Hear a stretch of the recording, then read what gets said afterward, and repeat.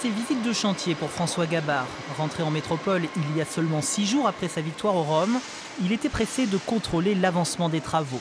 C'est chez ce concepteur de multicoques qu'est fabriquée une partie du futur trimaran massif, un mastodonte des mers, 30 mètres de long, 23 de large. Je découvre avec vous le bateau et c'est vrai que c'est chouette parce que c'est le premier gros morceau du puzzle du futur bateau massif. Je pense que la dernière fois que j'étais venu, c'était début octobre, fin septembre, début octobre. Donc à l'époque, la coque centrale était en 2 demi-coques. C'était pas encore assemblé. François Gabard et son sponsor massif se sont donné pour objectif de construire un bateau destiné à battre des records. Après le monocoque, le Charentais a pour ambition de participer cette fois à une solitaire autour du monde en multicoque. C'est un bateau qui a été dessiné spécialement pour ce programme, là où les autres bateaux existants sont plutôt des bateaux qui ont été adaptés à un programme solitaire alors qu'ils étaient conçus pour faire de l'équipage. Nous sommes à Port-la-Forêt, au pôle Finistère course au large, le lieu d'entraînement et de suivi des skippers de très haut niveau.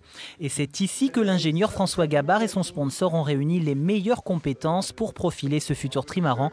Ils sont une quinzaine.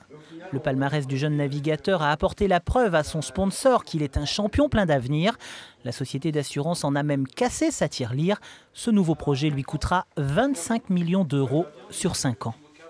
Casser la tirelire, non. Je dirais que c'est un projet qui est plus coûteux, mais le précédent projet, donc la première étape qui était en IMOCA, s'est avéré extrêmement rentable pour l'image du groupe. L'assemblage du trimaran ultime est programmé pour mars prochain, sa mise à l'eau en juin. François Gabard souhaite faire son tour du monde en solitaire à l'horizon 2017.